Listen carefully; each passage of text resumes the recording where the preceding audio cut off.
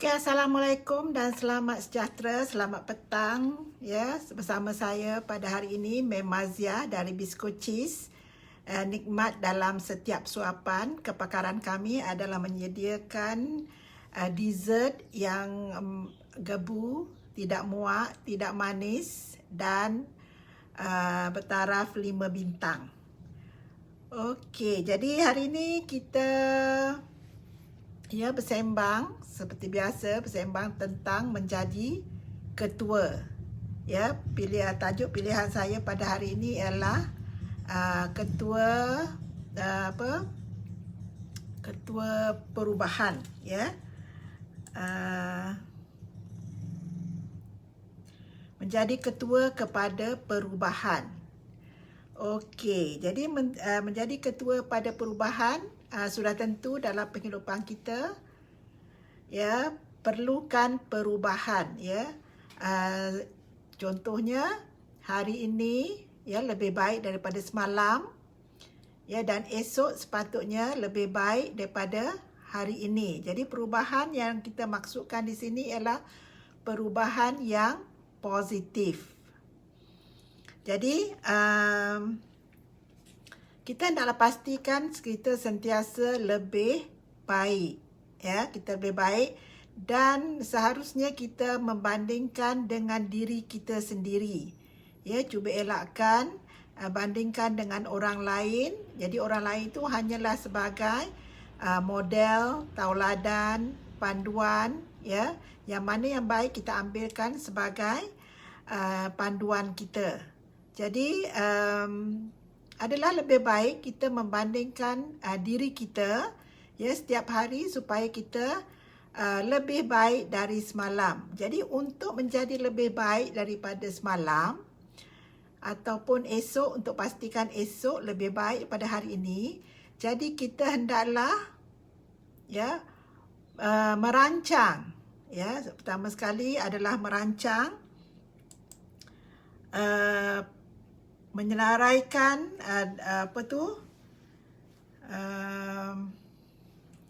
masalah ataupun dan mengambil keputusan untuk membuat perubahan secara lebih mendalam. Jadi kita, ya, mengenal pasti apakah kekangan, apakah isu, apakah masalah yang kita hadapi, dan kita hendaklah mengambil keputusan untuk membuat perubahan secara lebih mendalam. Itu peringkat permulaan. Jadi yang ini kita kena pastilah masalah kita, dan kita kena cuba cari penyelesaian, ya.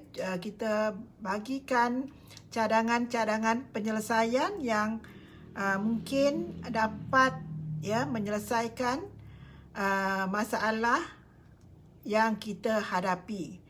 Jadi pada peringkat ini, ya, kita perlulah merefleksi, membuat muhasabah diri, ya, dan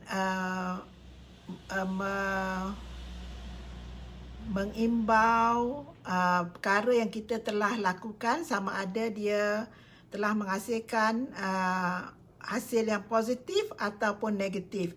Kalau yang positif kita kekalkan ataupun tingkatkan. Kalau yang negatif kita cuba tinggalkan. Jadi pada peringkat ini, ya, untuk sesuatu perubahan, ya, untuk kita dapat perubahan, kita kena kenal pasti, ya, tindakan yang kita lakukan itu berbeza dari sebelumnya. Kalau sama, ya, kalau tindakan kita tu sama dengan yang sebelumnya, maka tidak ada perubahan akan terhasil. Jadi untuk menghasilkan perubahan ke arah yang lebih positif, maka tindakan kita juga mestilah berbeza dari sebelumnya. Jadi untuk permulaannya kita mengenal pasti masalah. Kemudian kita peringkat perancangan. Jadi kita kumpul informasi untuk mengenal pasti masalah, menetapkan sasaran dan mengambil tindakan yang tepat sebelum mengambil keputusan untuk melakukan perubahan. Jadi pada peringkat perancangan ini, ya, kita perlulah pertama tadi mengenal pasti masalah dan kemudian kita tetapkan apakah perubahan yang kita nak lakukan dan kita hendaklah memilih tindakan yang tepat, ya, sebelum membuat keputusan untuk melakukan perubahan. Jadi ini peringkat perancangan. Jadi kita kena merancang dulu perubahan yang hendak kita lakukan, ya, perancangan. Kemudian kita akan selepas merancang memilih, ya, semasa perancangan ini, ya, kita kena ambil kira, ya, data-data yang kita ada, pengalaman-pengalaman yang kita lalui, dan kita buat rujukan, mendapatkan maklumat dan informasi, dan kemudian daripada pengalaman itu kita buatlah, ya, pilihlah tindakan yang kita nak ambil dengan menggunakan kebijaksanaan kita, dengan menggunakan pengalaman-pengalaman yang lepas. Ya, okey. Jadi setelah kita memilih tindakan yang kita nak ambil untuk melakukan perubahan, jadi pastikan tindakan itu berbeza daripada yang sebelumnya, tambah baik. Ya, tak kira dari segi kualiti ataupun dari segi bilangan, ya. Kualiti ataupun dari segi bilangan, sama ada kita nak tambah tindakan ataupun kita perbaiki tindakan kita yang sebelumnya yang mungkin tidak menghasilkan hasil yang baik.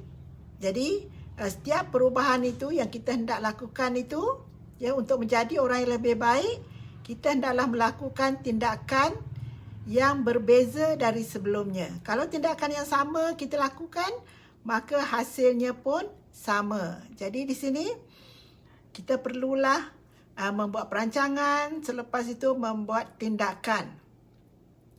Jadi membuat tindakan ini, ya, kalau dalam organisasi kita hendaklah buat tindakan bersama-sama, ya, sebagai ketua kita hendak buat semasa pemilihan perancangan pun kita hendaklah buat dengan bersama-sama dengan pengikut kita ataupun orang yang kita pimpin, ya. Kita hendaklah memilih membuat perjumpaan, meeting dan sebagainya untuk melakukan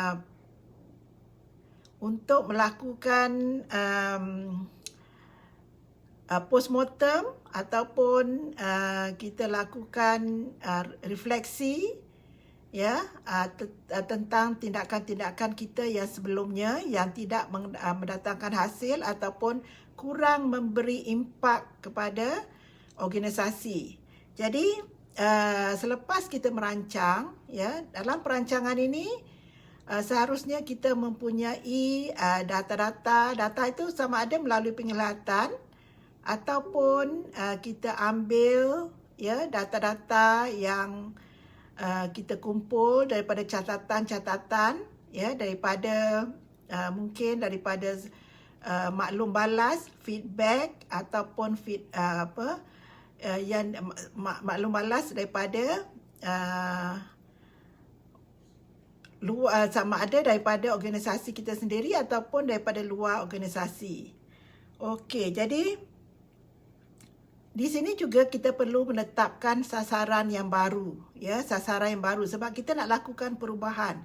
Jadi kalau kita nak lakukan perubahan, kita hendaklah letakkan sasaran yang baru. Jadi bila nak letakkan sasaran yang baru, tentulah tindakannya sama ada kita tambah tindakan ataupun kalau kita tak tambah tindakan, kita perbaiki tindakan itu supaya lebih berkualiti, ya.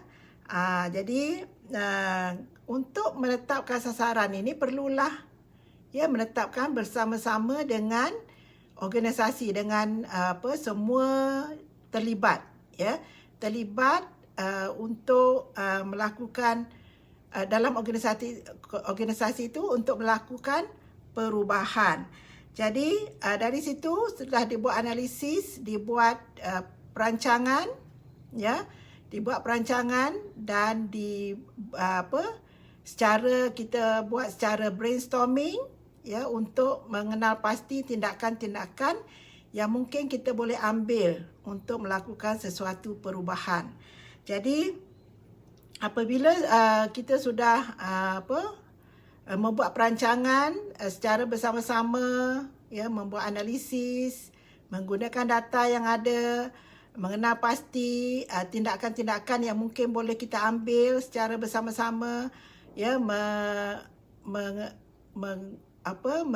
mengenal pasti risiko yang mungkin dia terhasil daripada tindakan kita, mengambil kira risiko, ya, mengambil kira keselamatan, mengambil kira kestabilan, semua perlu diambil kira semasa perancangan. Jadi kemudian dalam brainstorming dan selepas itu membuat pemilihan bersama-sama dan selepas saja perancangan kita bolehlah melakukan tindakan. Jadi tindakan ini apabila semua ahli dalam kumpulan kita sudah pun tahu tentang masalah, tentang pemilihan tindakan yang perlu yang nak diambil dan sebagainya, maka kita perlulah menggerakkan organisasi dan menunjukkan pasukan pelaksana, ya, pasukan pelaksana. Kita kena organize, ya, kena organize, bahagikan tugas, ya, semua orang bekerja ke arah sasaran yang hendak dicapai, sasaran baru yang hendak dicapai. Sebab tajuk pada hari ini ialah, ya, ketua kepada perubahan. Jadi selepas tindakan diambil, ya, kemudian dalam fasa yang terakhir berkaitan dengan penyatuan dan penstabilan perubahan, yang ini, ya, kita kenal pasti impak setelah dilakukan tindakan. Jadi sekiranya, ya, hasil yang kita peroleh itu adalah hasil yang perubahan yang positif, maka kita hendaklah berikan pengiktirafan kepada ahli kumpulan, ya, ahli kumpulan kepada semua orang, berikan pengiktirafan dan memberikan maklum balas, ya, maklum balas terhadap step-step ataupun langkah-langkah yang telah diambil. Okey, jadi selepas itu, ya, sekiranya daripada perancangan tindakan dan kemudian kita ada fasa yang terakhir, kita membuat pemantauan dan kita tengok hasilnya bertambah baik, maka di situ kita perlulah, ya, membuat pengukuhan ataupun kita kekalkan dan buat pengukuhan. Sekiranya hasil itu tidak seperti yang dijangka, maka kita hendaklah buat pemantauan dan juga penyeliaan, kemudian kita buat postmortem untuk mengenal pasti manakah tindakan yang berjaya dan tindakan yang kurang berjaya. Jadi di sini semasa postmortem dia akan guna putaran yang tadi juga. Selepas postmortem, mana tindakan yang tidak menghasilkan memberikan impak yang baik, kita kenalah merancang untuk melakukan perubahan yang baru. Jadi dia satu kitaran, dia tak berhenti. Dia tidak berhenti untuk membuat penambahbaikan supaya hari ini lebih baik dari semalam dan esok lebih baik daripada hari ini. Jadi itulah putarannya. Kita lakukan postmortem. Terima kasih bersama saya hari ini. Jadi itulah putaran untuk melakukan perubahan. Dan perubahan ini kalau kita tidak nothing changes if nothing is changed. Nothing changes if nothing is changed. Iaitu tidak akan ada perubahan jika kita tidak merubah apa-apa, terutamanya dalam minda kita, pemikiran kita, tindakan kita, perancangan kita, kemudian sikap kita, nilai kita, semuanya kalau kita tak ubah maka tidak akan ada perubahan. Jadi kita kena berubah untuk mendapat perubahan supaya menjadi lebih baik. Jadi biasanya perubahan ini kita bincangkan daripada aspek lebih baik. Memanglah perubahan itu kepada yang tak baik itu juga adalah perubahan. Tetapi biasanya kalau kita hendakkan perubahan, tentulah semua manusia inginkan perubahan yang lebih baik. Jadi untuk mendapatkan perubahan lebih baik, kita perlulah sentiasa berubah kepada yang lebih baik, esoknya lebih baik lagi dan lebih baik lagi. Jadi kita pada peringkat di mana kita bandingkan diri kita dengan diri kita. Jadi kita jangan bandingkan dengan orang lain. Kita bandingkan diri kita dengan diri kita untuk hari ini dan esok. Sepatutnya esok lebih baik daripada hari ini. Jadi untuk membuat perubahan diri kita dan juga organisasi, kalau organisasi kita. Kita tak boleh bandingkan dengan organisasi yang lain. Yang lain itu hanyalah kita sebagai panduan. Kita tak boleh sebab organisasi kita mungkin tak sama dengan organisasi yang lain dari segi persekitaran, dari segi sumber, dari segi kepakaran, dari segi semua. Tetapi yang pentingnya adalah setiap kali dia lebih baik. Setiap hari dia lebih baik. Hari ini lebih baik daripada semalam dan esok lebih baik daripada hari ini. Jadi itulah proses yang perlu ada untuk melakukan perubahan. Dimulakan dengan kita mengenal pasti masalah, kita mengenal pasti masalah, kemudian kita cuba selesaikan masalah itu dengan melakukan perancangan. Setiap kali kita hendaklah lakukan perancangan. Kita kena pasti masalah yang kita nak ubah, aspek yang kita nak ubah, kemudian kita merancang. Dalam perancangan ini, untuk organisasi kita perlu ambil kira untuk semua orang. Semua orang mesti terlibat. Kalau ketua saja inginkan perubahan sedangkan pengikutnya tidak mengetahui bahawa ketua inginkan perubahan, maka perubahan itu tidak akan berjaya. Sukar untuk mendapat kejayaan sekiranya ketua itu tidak melibatkan pengikutnya dalam perbincangan untuk melakukan perubahan. Contohnya, kalau ketua saja merancang seorang-seorang, ya, dia dah buat perancangan nak ubah itu, nak ubah ini, memang apa yang dirancang itu bagus. Ya, mungkin lebih cepat kalau seorang untuk perancangan dan semua sekali. Tetapi ini tidak akan menghasilkan perubahan yang besar kerana tidak melibatkan semua ahli dalam kumpulan tersebut.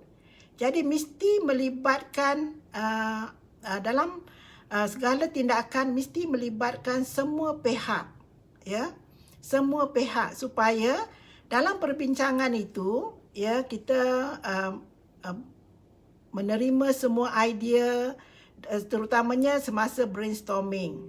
Ya, kita menerima semua idea yang dikemukakan dan dibincangkan bersama-sama. Ya, terima kasih bersama saya. Give love to me. Thank you. Memberi semangat pada saya. Ya. Jadi inilah tugas. Ini adalah tugas, ya. Saya anggap ini tugas, ya, untuk saya sampai dan memberi kepada semua, berkongsi ilmu. Ya. Waalaikumsalam Puan Shika. Terima kasih bersama saya. Selamat petang. Ya. Jadi ini adalah ketua dalam perubahan. Jadi dalam setiap tindakan kita, ya, kita perlu melibatkan semua orang, ya. Memang kalau kita buat sendiri, buat seorang memang cepat, ya. Keputusan diambil cepat, ya, tak perlu bincang, kita buat seorang-seorang cepat sangat. Tapi hasilnya agak sukar untuk merubah sesuatu organisasi. Jadi kita mesti libatkan dari awal lagi, ya, semua ahli ataupun pengikut atau dalam organisasi itu kita mesti libatkan semua. Itu mesti ada perbincangan. Jadi untuk cepat lah, ya, untuk cepat supaya perbincangan itu pendek, berkesan, ya, seharusnya kita sudah pun maklumkan bahawa kita maklumkan kepada semua ahli bahawa kita nak bincang tentang apa, ya, tentang masalah apa. Kita beritahu pada semua ahli. Kita beritahu awal-awal sebelum mesyuarat ataupun sebelum perjumpaan. Jadi minta mereka draftkan ataupun sediakan cadangan-cadangan, plan, ya, masing-masing buat plan sendiri, masing-masing, supaya ini menjimatkan masa. Ya, menjimatkan masa. Kalau mereka datang semasa perbincangan ataupun mesyuarat itu tanpa membuat persediaan, ya, katakan kita bagi tajuk saja, perubahan tentang apa kita nak ubah, dari aspek apa. Katakan kualiti, kita nak aspek kualiti, kita nak ubah. So kita beritahu dulu, ya, apakah tajuk perbincangan dan perkara yang kita hendak bincangkan. Kata dari aspek kualiti apa, ya, lebih detail, lebih bagus. Kemudian kita minta mereka keluarkan cadangan, ya, minta mereka buat perancangan, ya, draftkan perancangan, draftkan tindakan, ya, sebelum masuk mesyuarat ataupun perjumpaan. Ini akan menjimatkan masa. Jadi semasa perbincangan atau mesyuarat itu, kalau boleh beri mereka peluang untuk bentangkan apa yang mereka telah sediakan. Ya, kemudian di sinilah kita akan ambil keputusan bersama. Itu untuk perubahan. Jadi kalau ambil keputusan bersama, semua faham, ya. Semua faham tentang hala tuju, tentang tindakan yang diambil, tentang risiko yang akan dihadapi dan sebagainya. Kalau semua ahli dalam kumpulan itu, ya, mengetahui apa yang akan berlaku, apa yang akan dibuat, apa yang ditarget dan sebagainya, maka perubahan itu akan lebih berkesan, ya, lebih dapat melakukan perubahan dengan lebih baik. Okey, jadi dalam selepas katakan dalam mesyuarat sudah dia ambil keputusan dan sebagainya, penerangan sudah diberi, ahli kumpulan semua sudah maklum, sudah memahami kita nak capai sesuatu target, ya. Kita nak capai sesuatu target, maka kita perlulah, ya, bentuk ya, kita organize, ya, ataupun bentuk jawatan kuasa pelaksana ataupun organize supaya semua orang tahu apakah yang boleh dilakukan. Waalaikumsalam warahmatullahi taala wabarakatuh. Ya, saya hari ini menjadi ketua dalam perubahan. Ya, agak umum juga tajuk ini. Ya, perubahan. Jadi perubahan ini sudah tentulah perubahan yang positif. Contohnya, ya, kita tak capai target. Kita nak nak ubah menjadi target yang lebih tinggi. Jadi itu juga adalah perubahan. Ya, jadi selepas kita organize, ya, semua orang tahu tanggungjawab dan tugas masing-masing, lebih senang. Ya, lebih senang jika sekiranya kita yang rancang, kita yang tentukan tindakan, kita yang tentukan semua dan kemudian kita mengarah. Itu tidak akan terhasil perubahan yang total. Jadi mesti melibatkan semua walaupun mengambil masa. Ya, jadi kemudian selepas berlakunya perubahan, seharusnya ketua pandai untuk memberi jaminan tentang, biasanya kalau perubahan ini melibatkan insecurity, rasa tidak selesa, rasa keluar daripada zon selesa, yes. Jadi ketua seharusnya memberi satu suasana kerja yang selamat, suasana perasaan yang selamat kepada pengikut-pengikut. Sebagai ketua seharusnya dia pandai untuk memberikan suasana dan rasa selamat kepada pengikut. Sebab setiap perubahan dia akan keluar daripada zon selesa. Ya, setiap perubahan akan keluar daripada zon selesa. Bila keluar daripada zon selesa, semua orang akan rasa tidak selamat. Ya, semua orang akan rasa tidak selamat. Jadi seharusnya kalau sebagai ketua, seharusnya memberikan kata-kata semangat, memberikan katakan katakan kalau sesuatu tindakan itu tidak menjadi. Okey, ini perkara biasa. Tak apa, kita cuba lagi. Beri kata-kata semangat kepada orang bawahan. Dan apabila kesilapan berlaku, jadi seharusnya ketua tidak elakkan daripada marah. Ya, elakkan daripada marah. Sebagai ketua kita harusnya membimbing. Ya, niat kita membimbing. Jadi kalau perkara baru, perubahan, mesti sudah tentulah bila nak lakukan perubahan, sudah tentulah perkara baru yang akan dilaksanakan. Ya, perkara baru yang akan dibuat. Jadi bila perkara baru, kemungkinan banyak kesilapan yang berlaku. Jadi kita sebagai ketua harus mengambil kira bahawa mereka mengalami pengalaman baru. Jadi di situlah kita bina team dan trust antara satu sama lain. Jadi memberi sokong, menyokong antara satu sama lain. Dan pengikut juga harus memahami, ya, bahawa itu adalah tindakan baru, perkara baru, sebab perubahan mesti melibatkan perkara baru. Tindakan luar biasa, tindakan yang tak biasa dibuat. Kalau kita buat tindakan yang biasa, maka tidak ada perubahan. Ya, nothing changes if nothing is changed. Kita kena ubah, barulah ada perubahan. Okey, jadi um, okey, terima kasih bersama saya Cik Muhammad Nazran. Ya, semoga perkongsian ini, sembang-sembang ini memberikan manfaat, ya. Saya hanya berkongsi, kalau ada kesilapan mohon tulis ataupun beri feedback. Kalau ada pendapat, bolehlah bagi feedback. Nanti saya belajar yang ni, yang tekan jadi boleh apa? Yang dua tu. Saya tengok ada yang saya sebenarnya baru belajar ni. Ya, ini adalah tugasan.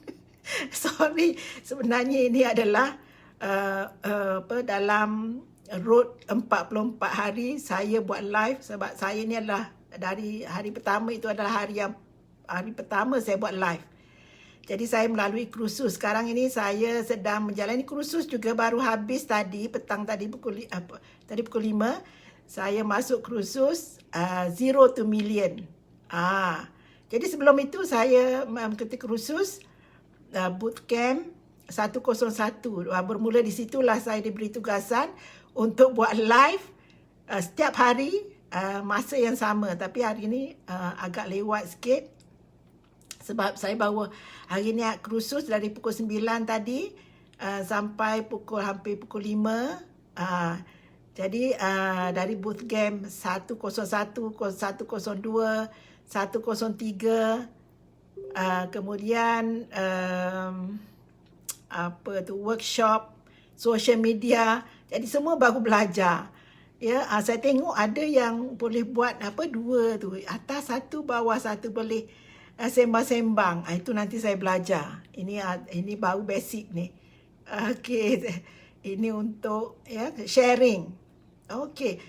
Jadi untuk sharing ni sebenarnya saya ambil cabaran ini sebab saya baru bangkit dari tidur katnya.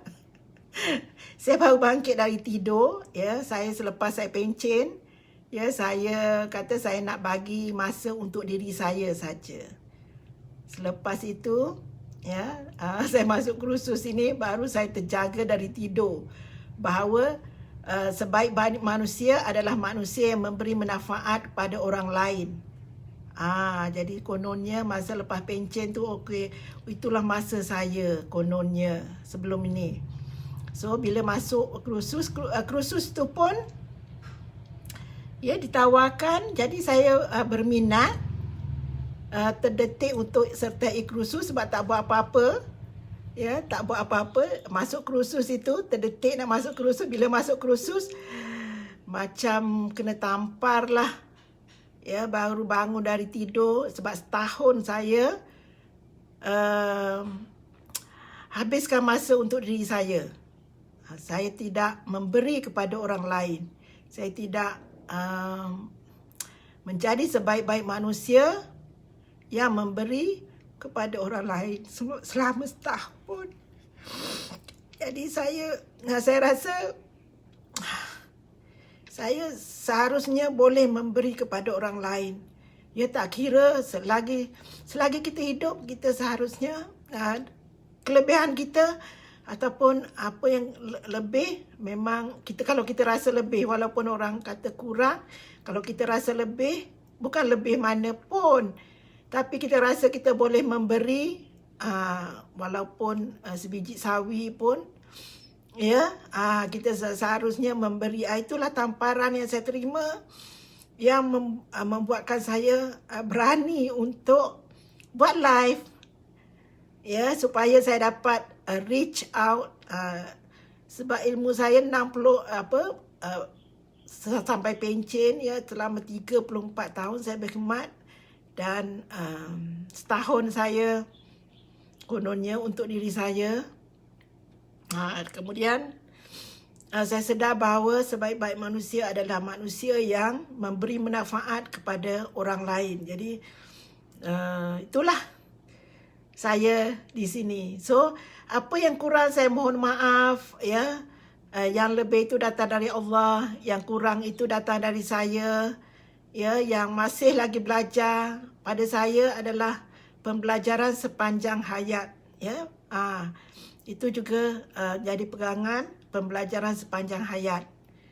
Jadi itulah saya bangkit dari tidur, tak sampai 44 hari lagi. Okey, saya harap perkongsian saya hari ini kalaulah dapat feedback atau feed forward, saya sangat berbesar hati supaya tak syok sendiri di sini. Tapi itulah yang saya terdaya. Okey, untuk itu sekian saja untuk hari ini. Ya, hingga jumpa lagi di esok hari.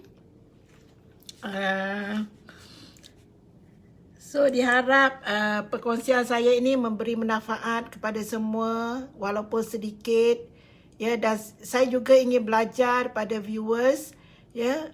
Tekslah kepada saya di sini dan saya akan baca komen supaya saya boleh buat penambahbaikan, insya-Allah, supaya menjadi lebih baik. Okey, sekian. Wabillahi taufik wa hidayah. Wassalamualaikum warahmatullahi taala wabarakatuh. Sekian. Bye.